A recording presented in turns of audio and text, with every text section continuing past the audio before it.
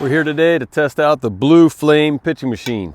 You need to have a machine, you need to have a tape measure, device behind the plate to determine if it's balls or strikes, and you need to have a bucket of balls to feed through the machine. First part is to set up our pitching target. We got ourselves a 9-pocket pitching target.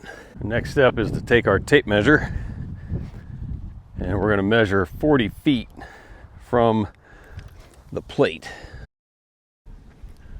Once you get the distance measured, next step is to place the front of the pitching machine at 40 feet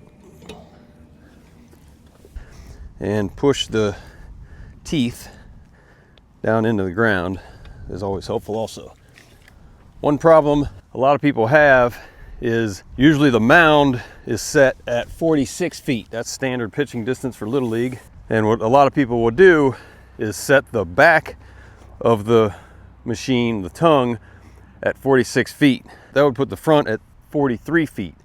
So now if you're shooting with the recommendations of the settings, you're shooting from too far behind the plate. Next step is you'll want to go with the league recommendations, which are listed in the rules sheet. And our recommendations are speed, 32 miles per hour. Position A should be at 3, B is 4, and C is 5. And that is from a distance of 30 to 40 feet. Now to get the machine set on the proper settings, we need to be at 3, 4, 5. So the 3 is the micro adjustment. That's this number right here, micro adjustment. And our machine is already set on 3. And the release arm should be set on 4. And you can see that one is already set on 4. And then the power pedal should be set on 5. We can see this one is set on 3, so we need to take that out and move it back 2 spots. So it's on 5.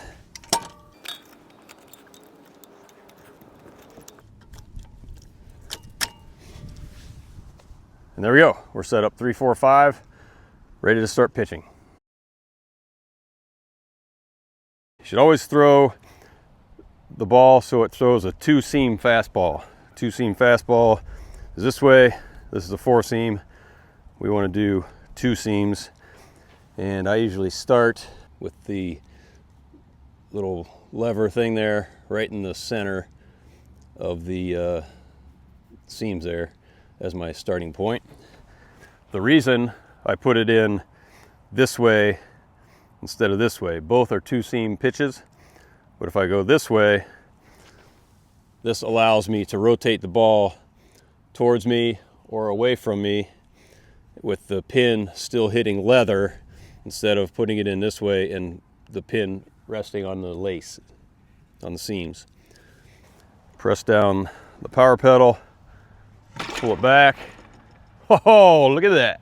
First pitch, low and inside corner for a strike 1.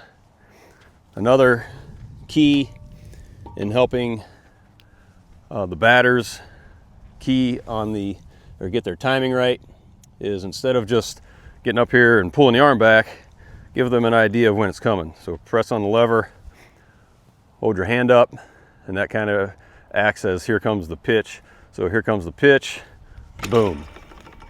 And that way they can get their timing. Just make minor adjustments each time you're noticing the pitch to be off a little bit. So if you're noticing the pitch is over the plate, just high or low, there's no reason to kick this left or right. Adjust the pin or adjust the ball. So the next step is going to be to adjust this micro adjustment. So we're going to dial it lefty loosey, see if that'll make it go up or down. So we're going to start back with right in the center for the pin. And again, we dialed the pin out a little bit,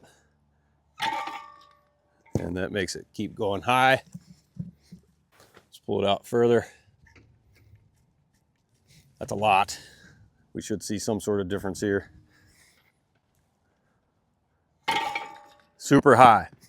So that helps us know that when we are pulling the pin out towards you, makes the ball go higher. So let's rotate it in. Give it quite a few twists. Ball's in the same position.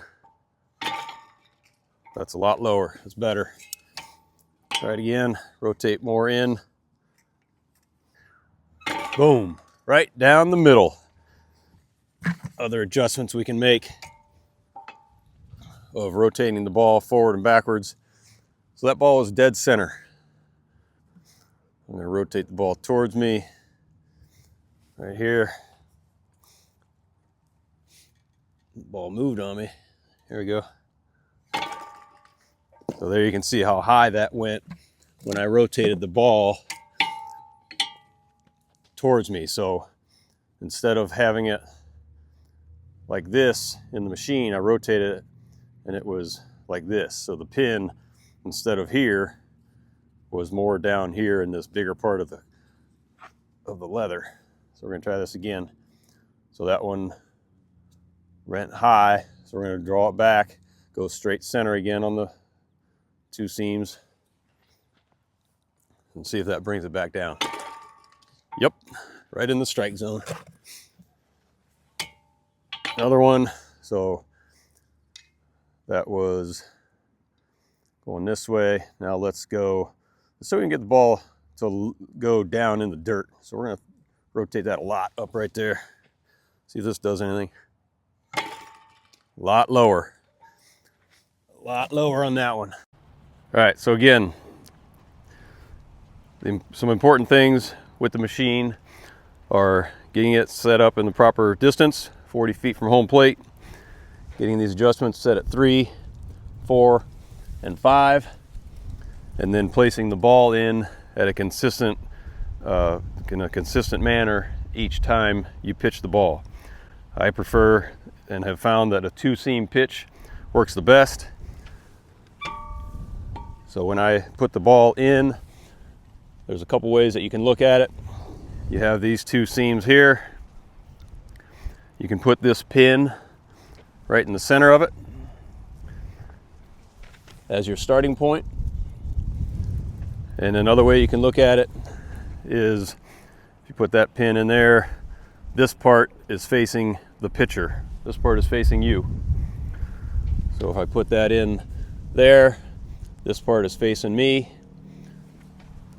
We should be able to press down and throw in for a pretty good pitch right there. Then the last part, once everything's done and put away, last part is to rake the field out and leave it just like new for the next person to come out. Machine pitch baseball can and should be one of the best seasons and most fun seasons you play. With the right machine and knowing how to operate the machine can greatly increase the happiness and the excitement level that the kids have. Being able to put the ball in play and let it be an offensive game, which in turn allows the defense to learn their defensive side, and fielding balls and knowing where to go with the ball in different situations. That all starts with a coach that knows how to operate the machine and can get strikes so their team can put the ball in play and make things happen. Then once you get the machine set up, have somebody out there and test it out. Oh! Pitchers aren't allowed to squeal when the batter's swinging a bat.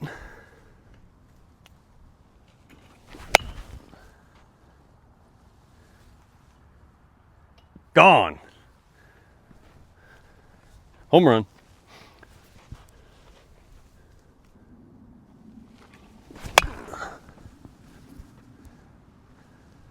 That's all. Bye. Bye. Thanks.